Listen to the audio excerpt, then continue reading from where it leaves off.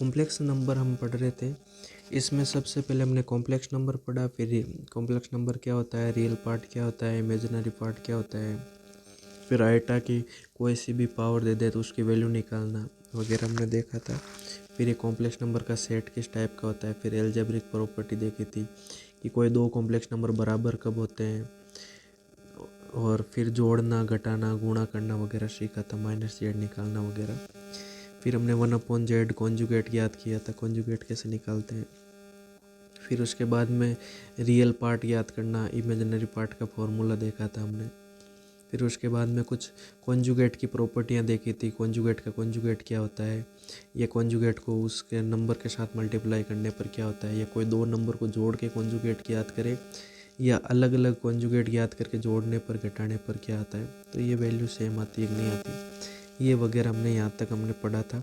फिर उसका real axis या इमेजिनरी एक्सिस, ये ज्योमेट्रिक प्रॉपर्टी देखी थी। फिर पोलर फॉर्म देखी थी, पॉइंट फॉर्म भी देखा था, कार्टेशियन फॉर्म देखी थी, उनमें रिलेशन देखा था। फिर एक्सपोनेंशियल फॉर्म यानी कि चरघातांकी फॉर्म देखी थी। फिर मापांक याद करना भी सीखा था। तो ये चीज़ें हमने कल देखी है।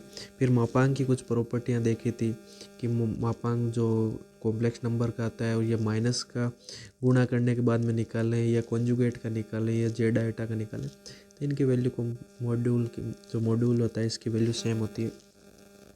फिर यहाँ पर एक इम्पोर्टेंट फार्मूला ये ध्यान रखना कि मापांक का स्क्वायर जो किसके बराबर होता है, जेड और जेड बार के। आज इसका यूज करते हुए हम त्रिभुज इनइक्वालिटी को प्रूफ करेंगे। फिर हमने कोई दो गुणा करके उनका मापांक निकाला और अलग अलग मापांक निकालते हैं तो वैल्यू सेम आती है। ये फॉर्मूले वगैरह यहाँ तक हमने देखे थे। आज हम पहले तो ट्राइंगल इनइक्वालिटी है, ये चार इनइक्वालिटियों के बारे में कंपटीशन में भी क्वेश्चन आता है, कौन सा गलत है कौन सा सही है। तो यहाँ पर आपको वैसे तो वहाँ पर वैल्यू पुटअप करके भी चेक कर सकते हो कौन सा गलत है कौन सा सही है। तो यहाँ पर जो ये चिन्ह है, इस चीज़ चिन्ह का महत्व है। तो ये चिन्ह उल्टा दे देगा तो वो प्रॉपर्टी गलत हो जाएगी, और आपको चेक करना होता है कौन सी वो देगा निम्न में से कौन सी इनइक्वालिटी सही है गलत है। ये तो कंपटीशन के लिए हो गया। और बीएससी वालों के लिए डायरेक्ट क्वेश्चन आता है, इसको प्रूफ करो। तो सबसे पहले तो ये जो त्रिभुज इनइक्वालिटी है, यानी कोई दो कॉम्प्लेक्स नंबर को जोड़े, फिर उनका मापांक निकाले और अलग अलग मापांक निकाले, तो उनकी वैल्यू बराबर भी हो सकती है, या अलग अलग मापांक निकाल के जोड़ते ना तो वैल्यू ज़्यादा होती है। तो ऐसा अगर किसी को लग रहा है कि भाई ऐसा कैसे होता है, तो जैसे Z1 की वैल्यू मैं रियल नंबर ही लेके देख रहा हूँ भी 5 ले लूँ, और Z2 की वैल्यू मैं -3 लूँ, तो देखो लेफ्ट हैंड साइड में सोल्व करोगे तो 5 - 3 2 के 2 हो जाएगा, 2 का मापांक निकालोगे तो 2 आएगा। तो लेफ्ट साइड तो 2 आई। इधर देखोगे तो 5 का मापांक 5 ही हो जाएगा, और -3 का मापांक 3 होके 5 + 3 8 हो जाएगा। इधर 2 है, इधर वैल्यू 8 है, तो डेफिनेटली बड़ी आई। और जब मान लो दोनों ही वैल्यू पॉजिटिव, एक की वैल्यू जस्ट 2 और एक की वैल्यू 3 ली, तो इनको जोड़ोगे तो 5 हो जाएगा, और इधर मापांक निकाल के जोड़ोगे तो 5। तो यानी कि बराबर या इधर वाला ग्रेटर देन पार्ट होता है। तो ये तो आपको समझ में आ गया होगा कि ग्रेटर देन का चिन्ह भी आ सकता है। किसी को लगा होगा भाई ऐसा थोड़ी होता है, तो वो एग्जाम्पल से समझ सकता है कि ऐसा हो सकता है। फिर इसको प्रूफ करने के लिए सबसे पहले हम जो लेफ्ट हैंड साइड में Z1 + Z2 का यानी कि Z का मापांक का स्क्वायर होता है वो फॉर्मूला लगाते हैं, Z × Z बार वाला। तो यहाँ पर देखो Z की जगह क्या है, Z1 + Z2 है, तो Z1 + Z2 का स्क्वायर का फॉर्मूला लगाया, इसको Z की तरह माना, इसको Z का कॉन्जुगेट, ये फॉर्मूला लगा दिया। फिर हम क्या किया, Z1 + Z2 का कॉन्जुगेट, इसको Z1 का कॉन्जुगेट + Z2 का कॉन्जुगेट लिख सकते हैं, तो ये लिखा। फिर इनको अंदर गुणा किया, तो गुणा करने के बाद में ये इक्वेशन आ गई। फिर यहाँ पर वापस वही फॉर्मूला लगाया कि Z1 × Z1 का बार है, तो ये क्या हो जाएगा, Z1 का मापांक का स्क्वायर हो जाएगा, तो इसको लिख दिया Z1 का मापांक स्क्वायर, इसको लिख दिया Z2 का मापांक स्क्वायर। फिर यहाँ पर देखो हम जानते हैं एक फॉर्मूला कि कॉन्जुगेट का कॉन्जुगेट तो क्या होता है, वो सेम नंबर ही हो जाता है। जैसे कॉम्प्लेक्स नंबर, इसका कॉन्जुगेट का कॉन्जुगेट याद करो तो Z ही हो जाता है। और फिर यहाँ पर एक चीज़ ये भी ध्यान रखना है कि Z1 × Z2 का कॉन्जुगेट अलग अलग, Z1 का कॉन्जुगेट Z2 का कॉन्जुगेट लिख सकते हो। तो यहाँ पर आपको क्या करना है, एक नंबर को ये जैसे यहाँ पर ये दोनों में से सेम बनाते हुए एक को तो जेड की तरह और प्लस एक को जेड बार की तरह बनाएंगे। तो यहाँ पर देखो Z1 Z2 का बार है, तो अगले में देखो Z2 Z1 का बार है, तो जिसके ऊपर बार है उसका तो हटा दिया और Z2 के ऊपर बार लगा दिया और ऊपर बार लगा दिया। तो वापस इसको खोलोगे तो देखो क्या आएगा, ये बार एक बार तो Z1 के ऊपर बार लगेगा इंटू Z2 के बार के ऊपर बार लगेगा, तो ये तो Z2 ही हो जाएगा। तो इस संख्या को हम ऐसा लिख सकते हैं क्या, ये देखो इसको ये लिख सकते हैं क्या, तो इसको आपको ऐसा लिखना है। अब ऐसा लिख दिया तो देखो एक तो इधर Z1 Z2 का बार प्लस Z1 Z2 के बार के ऊपर बार है, यानी कि अगर Z1 Z2 के बार को हम एक संख्या मान लें, जैसे Z मान लें, तो ये क्या हो जाएगा, Z प्लस Z बार हो जाएगा। क्या ये क्या होता है, 2 रियल पार्ट ऑफ Z होता है, यानी कि 2x आई थी वैल्यू वहाँ पर चेक किया था। तो इसका एक फॉर्मूला लगा देंगे कि Z प्लस Z बार क्या होता है, 2 रियल पार्ट ऑफ Z। इस x को आप ऐसा भी कह सकते हो, रियल पार्ट ऑफ Z। तो इसको हम जब Z था तो Z लिख दिया, यहाँ पर Z1 इंटू Z2 का बार है उसको हमने Z की तरह सपोज किया है। तो यहाँ पर ये देखो इसको हम ये लिख सकते हैं कि 2 real part Z1 into Z2 का बार। तो इसको ये बनाने के लिए हमने जो इसके है ना, इसके ऊपर इसको उल्टा करके उसके ऊपर कॉन्जुगेट लगाया था कि आगे हम ये फॉर्मूला लगा सके। तो ये समझ में आया होगा यहाँ तक। फिर यहाँ पर देखोगे हमने एक ये भी देखा था कि जो मापांक ऑफ Z होता है, ये इसकी वैल्यू होती है जो रियल पार्ट ऑफ Z से बड़ी होती है, ये उसके बराबर हो सकती है। तो ऐसा हमने ऊपर देखा होगा, नहीं देखा है तो नॉर्मल सी बात है। मापांक ऑफ Z क्या होता है, x² प्लस y² होता है, यानी कि कोई कॉम्प्लेक्स नंबर दे रखा है, उसका रियल पार्ट का स्क्वायर प्लस इमेजिनरी पार्ट का स्क्वायर, और उसका रियल पार्ट क्या होता है, तो कॉम्प्लेक्स नंबर का रियल पार्ट x होता है। तो अगर देखो इमेजिनरी पार्ट अगर 0 होगा तो x² का ये तो इमेजिनरी पार्ट यानी इसका स्क्वायर 0 हो जाएगा, x² का रूट हट के x हो जाएगा। तो उस स्थिति में तो ये बराबर हो जाता है, यानी कि मापांक और रियल पार्ट बराबर हो जाता है। मान लो इमेजिनरी पार्ट की वैल्यू कितनी भी कम हुई, उसका स्क्वायर करके जोड़ोगे तो डेफिनेटली वो, अब जब अंडर हटाओगे तो x से बड़ी आएगी। तो यहाँ पर ये समझ सकते हो कि under the root x² plus y² definitely इसके x से तो बड़ी या इसके बराबर होगी। बराबर तब होगी जब इमेजिनरी पार्ट ये 0 हो जाए, बाकी डेफिनेटली ये क्या होगी, बड़ी होगी। अगर y नेगेटिव है तो भी स्क्वायर होकर पॉजिटिव होगा और उस स्क्वायर में जुड़ेगा तो डेफिनेटली बड़ा ही होगा। तो ये आपको ये ध्यान में रखना है कि मापांक ऑफ Z है, ये रियल पार्ट ऑफ Z से बड़ा या बराबर हो सकता है। ये अभी यहाँ पर यूज़ करना है आपको। जैसे यहाँ पर लिखा 2 real part of Z1 Z2, तो देखो ये कह रहा है कि रियल पार्ट है Z1 इंटू Z2 बार का। यहाँ पर हमने यूज क्या कर लिया, इसकी जगह यूज कर लिया मापांक ऑफ Z1 Z2, और हम जानते हैं कि मापांक ऑफ Z जो रियल पार्ट ऑफ Z से बड़ा होता है। तो हमने इसकी जगह बड़ी वैल्यू, और यहाँ पर प्लस का चिन्ह है तो देखो इस साइड में राइट हैंड साइड में कुछ संख्या थी, उसकी जगह हमने बड़ी संख्या से रिप्लेस कर रहे हैं। तो यहाँ पर बड़ी संख्या से रिप्लेस कर लें तो डेफिनेटली ये वैल्यू देखो यहाँ पर जो इक्वल टू का साइन चल रहा था अब इस साइन में चेंज आ जाएगा। ये इक्वल भी हो सकता है क्योंकि देखो इस इनक्वलिटी में इक्वल भी आ सकता है जब इमेजिनरी पार्ट 0, और ये या जब ये बराबर है तो कोई बात नहीं, यहाँ पर बराबर का चिन्ह हो जाएगा। लेकिन जब ये वैल्यू बड़ी होगी तो इसकी वैल्यू में भी मान क्या होगा, ग्रेटर देन का होगा। तो इस नंबर की जगह अगर ये हम पुटअप करें तो डेफिनेटली वैल्यू क्या आती है, बड़ी आती है, इसलिए इस इनक्वलिटी का यूज करेंगे।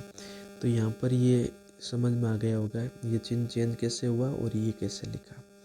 फिर ये तो आप जानते ही हो Z1 का स्क्वायर Z2 का स्क्वायर प्लस 2 इसका मापांक है, Z1 इंटू Z2 का मापांक Z1 का मापांक इंटू Z2 का मापांक लिख सकते हो। फिर कॉन्जुगेट का मापांक और उस संख्या का मापांक सेम होता है तो इसको आप ये भी लिख सकते हो। फिर इसके बाद में देखोगे तो ये फॉर्मूला किसका बन जाएगा, Z1 का स्क्वायर प्लस Z2 का स्क्वायर प्लस 2 Z1 Z2 है, तो यहाँ पर इसका स्क्वायर दोनों तरफ से स्क्वायर हटा देंगे तो इस इनक्वलिटी का ये उत्पन्न हो जाएगा। तो सबसे पहले तो ये एक इनक्वलिटी डायरेक्ट भी याद होनी चाहिए। फिर ये आई कैसे कंपटीशन में तो डायरेक्ट काम में लेना है इसको, और जो बीएससी वाले हैं इनके लिए प्रूफ भी आ सकता है। तो इस प्रूफ में देखो एक एक फार्मूले को आपको वहाँ पर बताना है कि इस फार्मूले का यूज किया यहाँ पर, इस फार्मूले का यूज किया यहाँ पर। जो फार्मूला यूज कर रहे हो वो फार्मूला पास में लिखते भी जाना है और इसको एज इट इज ऐसे प्रूफ करना है। फिर यहाँ पर देखो J2 को -J2 से रिप्लेस कर दे तो इस इनक्वलिटी में नया चेंज आ जाता है कि Z1 - Z2 का मापांक डेफिनेटली ये इसके या तो बराबर होगा या उससे छोटा होगा अलग अलग मापांक से। तो ये इनक्वलिटी भी इससे अगर इसी प्रकार आप प्रूफ भी कर सकते हो और Z1 की जगह Z2 की जगह -Z2 रिप्लेस करते हो इनक्वलिटी 1 में, तो ये भी हो जाती है। फिर सिमिलरली इसी प्रकार दो इनक्वलिटियाँ और हैं। एक तो कि Z1 + Z2 का मापांक है, तो इन दो मापांक के डिफरेंस है ज़्यादा या बराबर हो सकता है। और एक है ये कि Z1 और Z2 का हमने घटाया और फिर मापांक लिया, तो डेफिनेटली इन दोनों को मापांक लेने के बाद में घटाओगे तो इसकी वैल्यू बराबर होगी। इन C और D को प्रूफ करने के लिए हम एक इनक्वलिटी प्रूफ कर लेते हैं, जैसे डी वाली प्रूफ करके Z2 की जगह -Z2 रिप्लेस कर देंगे तो Z1 + Z2 वाली प्रूफ हो जाएगी ऊपर वाली। इधर तो मापांक है तो बाहर कुछ साइन चेंज होगा नहीं, यहाँ पर देखो ये इससे ये हो जाएगी।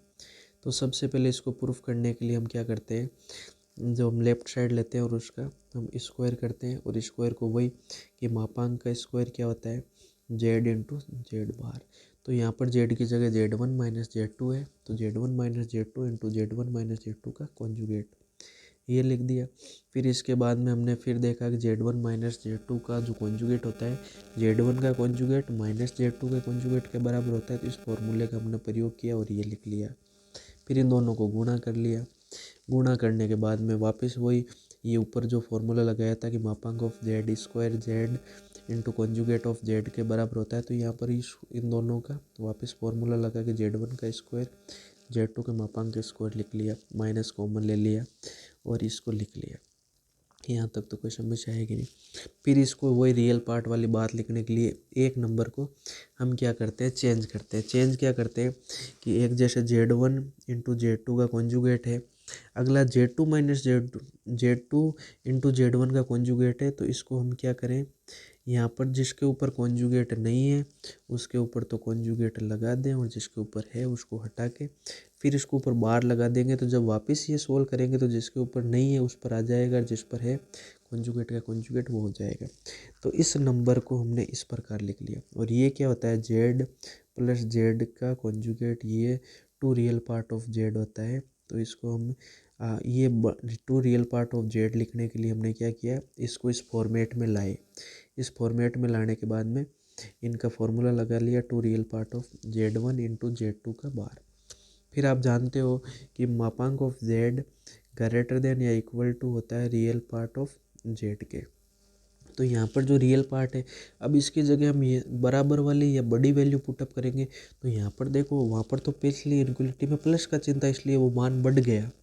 यहाँ पर चिन्ह किसका है नेगेटिव का है, यानी कि किसी संख्या की जगह हम उसके बराबर मान घटाएं तब तो बराबर वैल्यू आती है। तो अगर उससे बड़ा मान घटा दिया तो डेफिनेटली राइट हैंड साइड में कमी हो जाएगी। तो ये इनक्वलिटी जो अभी तक तो इक्वल टू का साइन चल रहा था, अभी ये साइन किसका हो गया ग्रेटर देन इक्वल टू का, यानी कि ये संख्या राइट लेफ्ट वाली बड़ी हो जाएगी अगर ये संख्या क्या है बड़ी घटा दी तो, और बराबर है तो कोई समस्या ही नहीं है। फिर ये वापस वही फॉर्मूला लगाया Z1 × Z2 का मापांक का, इसको इस प्रकार लिख सकते हैं। और मापांक ऑफ Z का मॉड्यूलस और Z का मॉड्यूलस सेम होता है। तो उन फॉर्मूलों को यूज करते हुए हमने क्या किया, इसको जनरेट कर दिया। फिर इसको हटा दोगे तो ये इनक्वलिटी जो हमें प्रूफ करनी थी वो आ जाएगी। फिर अगर Z2 की जगह -Z2 रिप्लेस करते हो तो ये C वाली इनक्वलिटी भी वापस प्रूफ हो सकती है। तो आप इन इनक्वलिटी को प्रूफ आप कर सकते हो और इन इनक्वलिटी को आपको याद रखना है। कंपटीशन में कहेगा निम्न में से कौन सी असत्य है या कौन कौन सी सत्य है, तो केवल कथन A सत्य है, केवल कथन B सत्य है, A B दोनों सत्य, C इस प्रकार का स्टेटमेंट भी इन पर और ये ट्रायंगुलर इनक्वलिटी इन पर बन सकता है। तो ये ट्रायंगुलर इनक्वलिटी को आपको ध्यान में रखना है।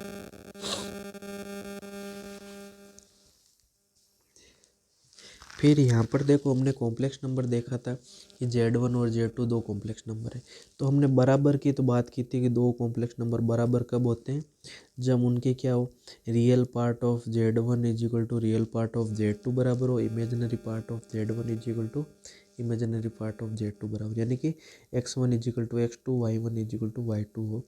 तो हमने कहा था कि अगर कॉम्प्लेक्स नंबर बराबर है तो उनके रियल पार्ट और इमेजिनरी पार्ट बराबर होंगे, और अगर रियल पार्ट और इमेजिनरी पार्ट बराबर है तो वो कॉम्प्लेक्स नंबर बराबर होंगे। तो बराबर की तो हम बात कर सकते हैं कॉम्प्लेक्स नंबर बराबर है या नहीं, लेकिन कौन सा कॉम्प्लेक्स नंबर बड़ा है या कौन सा जैसे Z1 Z2 से बड़ा है या Z1 Z2 से छोटा है, इसकी चर्चा हम कॉम्प्लेक्स नंबर के लिए नहीं कर सकते।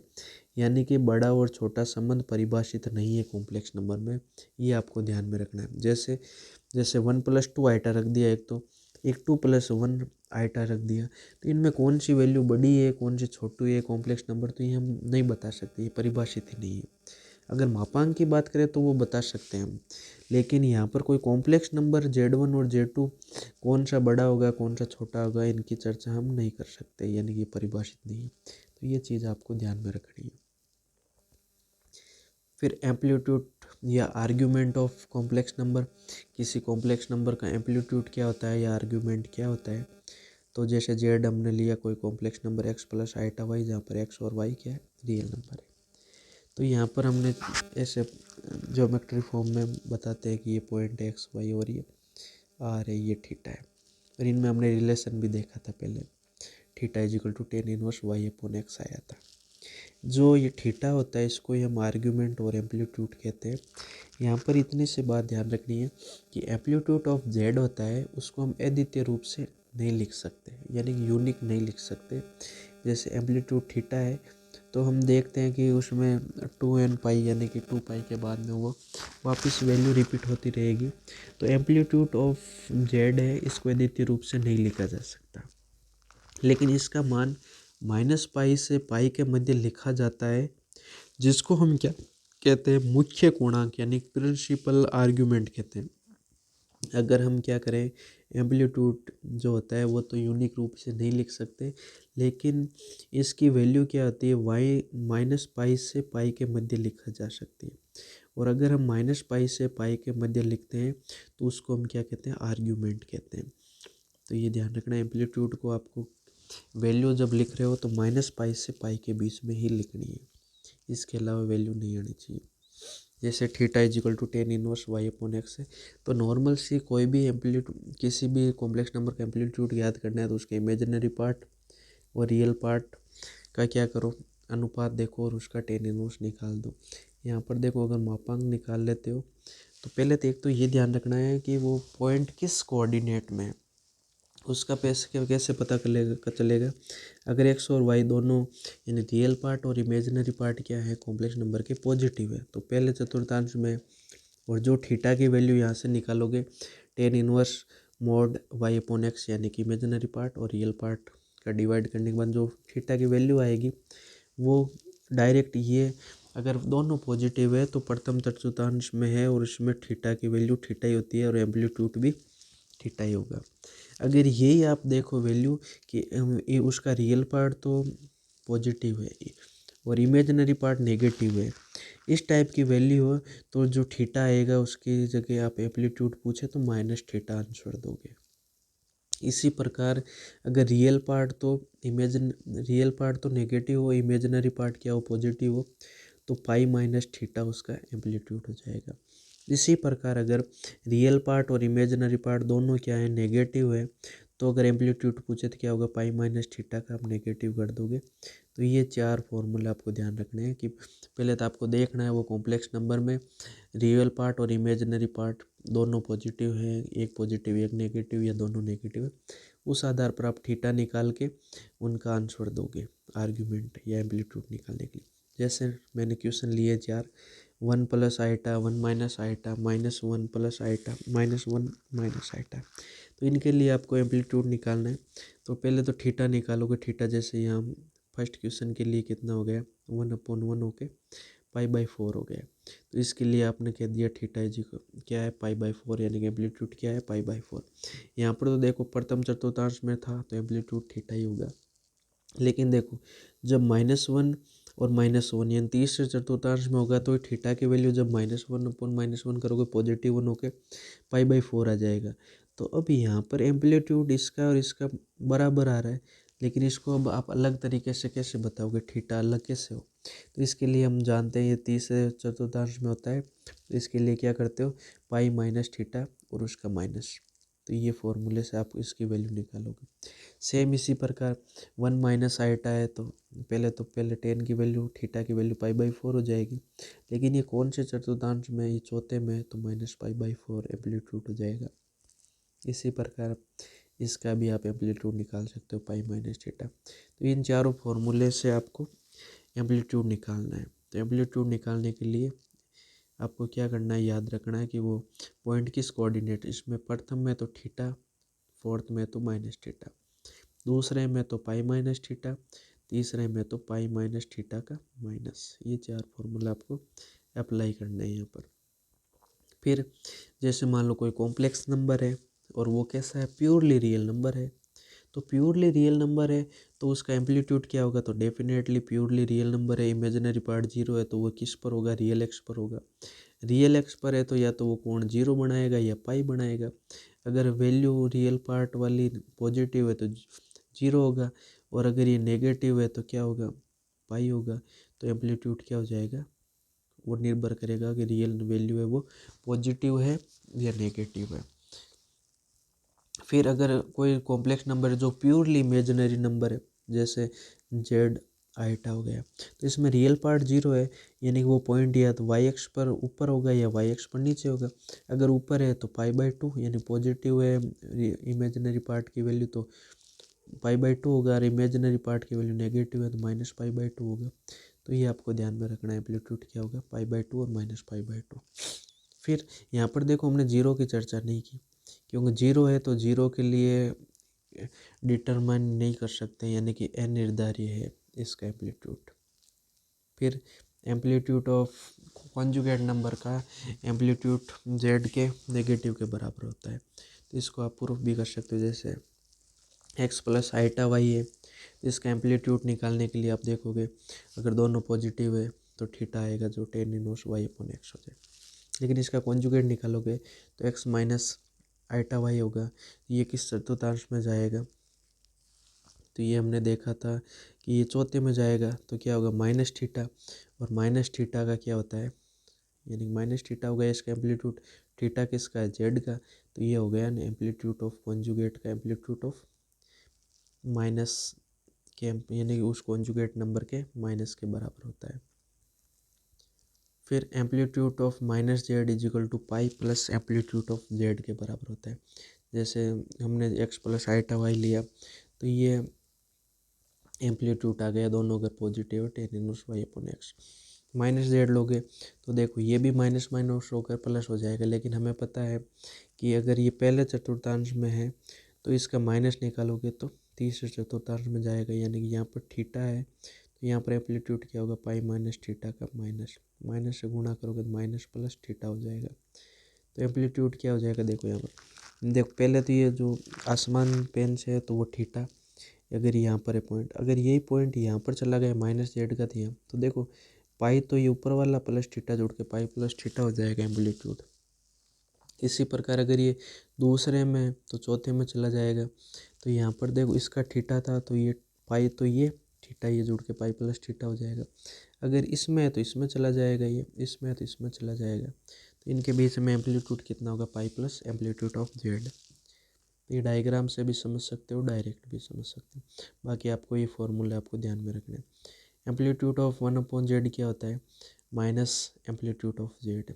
कैसे आया, आप जेड जानते हो एक्स प्लस आइटा वाई है तो tan इनवर्स y/x हो जाएगा। 1/z है तो ये आपने निकाला था वहाँ पे, इसका ये पॉइंट फॉर्म है। इसका देखो इमेजिनरी पार्ट ये और ये क्या है, रियल पार्ट, इनको डिवाइड करोगे तो नीचे वाले टर्म कैंसिल होके tan इनवर्स -y/x बनेगी। और आप जानते हो ये माइनस में है तो एम्पलीट्यूड भी क्या हो जाएगा, माइनस में, यानी कि amplitude of 1/z is equal to क्या हो जाएगा, एम्पलीट्यूड ऑफ जेड का नेगेटिव। इसी प्रकार आप ये प्रूफ कर सकते हो, एम्पलीट्यूड ऑफ जेड आइटा क्या होगा, -π/2 एम्पलीट्यूड ऑफ जेड। ये प्रूफ भी आप देख सकते हो, इस प्रकार आप इसको लिख सकते हो। यहाँ पर हमने क्या किया, ट्रिग्नोमेट्रिक फार्मूला का यूज़ किया। एक तो कि प्रथम कोऑर्डिनेट्स में सभी पॉजिटिव होते हैं, यहाँ पर साइन और कोसेक पॉजिटिव होता है, यहाँ पर टेन और कोट होता है, यहाँ पर सेक और कोस होता है। और इस पर आप जानते हो इसका यूज करते हो तो साइन कोस में, कोस साइन में, टेन कोट में, कोट टेन में, सेक कोसेक में और कोसेक सेक में चेंज होता है। बाकी जब जीरो ये पाइल वाली यानी एक्स एक्सिस का यूज करते हो तो साइन साइन में, कोस कोस में, टेन टेन, कोट कोट में चेंज होता है। ये ट्रिग्नोमेट्रिक फार्मूले का यूज करते हो प्रूफ कर सकते हो। फिर इसी प्रकार जो amplitude of Z1 into Z2 है तो वो क्या होगा, amplitude of Z1 plus amplitude of Z2, यानी कि लॉग की तरह खुलते हैं। लॉग वाले फॉर्मूले ध्यान में होंगे। यहाँ पर जैसे एम्पलीट्यूड ऑफ Z की पावर n है तो n तो पावर 12 आ जाएगी और एम्पलीट्यूड ऑफ Z इस प्रकार खुलेगा। और एम्पलीट्यूड Z1 अपॉन Z2 का एम्पलीट्यूड क्या होता है, amplitude of Z1 minus amplitude of Z2 इस प्रकार खुलेगा। और ये तो आप जानते हो amplitude of Z1 plus Z2 या Z1 इंटू Z2 का जीरो या पाई होगा। कैसे, क्योंकि आप जानते हो Z1 plus Z2 Z plus Z बार है, यानी कॉन्जुगेट ऑफ Z, और ये रियल नंबर होता है और ये भी रियल है, तो रियल एक्सप्रेस तो या तो जीरो होगा या पाई होगा। ये भी आपने देखा था कि ग्रेटर देन वैल्यू है तो जीरो हो जाएगा, नेगेटिव वैल्यू है रियल नंबर की तो पाई हो जाएगा। इसी प्रकार ये आप जानते हो Z1 माइनस Z का कॉन्जुगेट क्या होता है, इमेजिनरी नंबर होता है, तो डेफिनेटली इनका एम्पलीट्यूड क्या होगा, प्लस पाई बाई टू होगा या माइनस पाई बाई टू होगा। तो ये आप प्रूफ भी कर सकते हो। प्रूफ करने के लिए यहाँ पर देखो आपको चरघातांकी रूप लेना, जैसे Z1 ये ले लिया मैंने, Z2 ये ले लिया, जहाँ पर R1 R2 वगैरह ये सब जानते हो। थीटा 1 थीटा 2 आर्ग्यूमेंट है, थीटा 1 तो Z1 का आर्ग्यूमेंट है, थीटा 2 Z2 का आर्ग्यूमेंट है। तो इनको गुणा कराओगे तो देखो ये क्या आएगा, ई की पावर आएटा थीटा 1 प्लस थीटा, तो इसका आर्ग्यूमेंट क्या हो गया, थीटा 1 प्लस थीटा 2। तो यहाँ पर वैल्यू रख दोगे तो सिंपल सा प्रूफ है कि amplitude of Z1 into Z2 का प्लस में आ गया। इसी प्रकार अगर आप क्या करोगे, इनको डिवाइड करोगे तो इस फॉर्म में आ जाएगा। तो यहाँ पर देखोगे तो amplitude of Z1 upon Z2 क्या हो जाएगा, amplitude of Z1 minus amplitude of Z2। इसी प्रकार आप एन वी पावर का देखोगे तो इसकी एन वी पावर करोगे तो आर एन इंटू ई की पावर आईटा एन थीटा होगा। तो यहाँ पर एम्पलीट्यूड क्या हो गया, एन इंटू थीटा, तो एन तो बाहर आ गया, थीटा की जगह एम्पलीट्यूड ऑफ जेड लिख दिया। इस प्रकार आप ये प्रूफ भी देख सकते हो। फिर आपने दे मायर वर परिमेय देखी होगी, जो क्या होती है, cos theta plus आईटा sine theta की पावर एन को आप ऐसा लिख सकते हो, कोस एन थीटा इंटू साइन आइन थीटा। यहाँ पर ध्यान रखना कोस इधर ही होना चाहिए रियल पार्ट में, साइन इमेजिनरी पार्ट में होना चाहिए, तब इसको आप ये लिख सकते हो। तो एक तो ये परिमेय भी आप ध्यान में रखना। एक आप घनमूल का जो ओमेगा ओमेगा स्क्वायर पढ़ते हो वो कैसा आया, वो भी यहाँ पर प्रूफ देख सकते हो। कि जैसे मान लो कि x³ - 1 इज इक्वल टू 0, यानी कि 1 का घनमूल, इकाई घनमूल निकालना है। तो इसके लिए क्या करते हो आप, ये इक्वेशन लेते हो, तो यहाँ पर इसका देखो a³ माइनस b³ का फॉर्मूला लगाते हो, a minus B A square plus B square plus A B. तो उस फॉर्मूले से इसको लिखोगे तो अगर दो संख्याएं गुणा में और वो जीरो के बराबर है तो डेफिनेटली या तो फर्स्ट जीरो या सेकंड जीरो, इसको जीरो के बराबर रखोगे तो एक्स की वैल्यू 1 आ जाएगी। यहाँ पर श्रीधराचार्य फॉर्मूला लगाओगे तो एक्स की वैल्यू -1 प्लस माइनस √3 आइटा ये आएगी। तो यहाँ पर देखते हो इन दो वैल्यू को, इसको तो नाम दे दिया ओमेगा, इसको नाम दे दिया ओमेगा स्क्वायर। तो ओमेगा ओमेगा स्क्वायर की वैल्यू क्या होती है ये भी आप ध्यान रखना। जैसे ओमेगा की वैल्यू ये, इसको ओमेगा नाम दिया, इसको ओमेगा स्क्वायर, और ओमेगा क्यूब इस 1 को नाम दे दिया ओमेगा क्यूब, या इसका ओमेगा क्यूब निकालोगे तो वैल्यू 1 आती है। और इनमें एक रिलेशन भी है कि इनको तीनों को जोड़ते हो तो वैल्यू 0 हो जाती है। तो यहाँ पर देखो 1 प्लस इनको जोड़ के देखो, जोड़ते हो तो ये पार्ट तो ये इमेजिनरी पार्ट तो कैंसिल हो जाएगा, और -1/2 जुड़ के 1 माइनस का 1 होके ये घटेगी तो 0 हो जाएगा। तो ये इनक्वलिटी भी आपके बहुत इम्पोर्टेंट है जो काम आएगी। तो एक तो ओमेगा की वैल्यू, ओमेगा स्क्वायर की वैल्यू, और इनमें ये जो संबंध है इस पर आधारित बहुत सारे क्वेश्चन आते हैं। तो यहाँ पर आज हमने कॉम्प्लेक्स नंबर में क्या देखा कि जो कॉम्प्लेक्स नंबर इस फॉर्म का होता है x प्लस आइटा वाई का, इसको पॉइंट फॉर्म के रूप में हम x कोमा वाई यानी इस ऑर्डर पेयर में लिखेंगे तो पहला तो रियल पार्ट को बताता है, सेकंड नंबर इमेजिनरी पार्ट को बताता है। इसको आप इस फॉर्म में भी लिख सकते हो, इस फॉर्म में भी लिख सकते हो। ये तो कार्टेशियन फॉर्म है, ये पॉइंट फॉर्म है। फिर इसको हमने पोलर फॉर्म में भी पढ़ा था। एक्स की value R cos theta, Y की वैल्यू आर साइन थीटा रखी तो ये पोलर फॉर्म आ गया। फिर इसको दे माइवर थ्योरम से ये लिखा आर इंटू ई की पावर आईटा थीटा, तो ये चरघातांक के रूप यानी एक्सपोनेंशियल फॉर्म आ गई। तो ये आपको ध्यान में रखना है कौन सी फॉर्म क्या है। तो ये जेड की कॉम्प्लेक्स नंबर को इस फॉर्म में आप देख सकते हो, जहाँ पर एक्स और वाई क्या रियल है, और आप आर को भी जानते हो क्या होता है, under the root X square plus Y square, यानी कि इसको आप कहते हो रियल पार्ट का स्क्वायर प्लस इमेजिनरी पार्ट का स्क्वायर, जो मापांक के स्क्वायर के बराबर होता है। यहाँ पर थीटा की बात करें तो थीटा क्या है, tan inverse Y upon X है। तो ये आपको कॉम्प्लेक्स नंबर में ध्यान रखना है।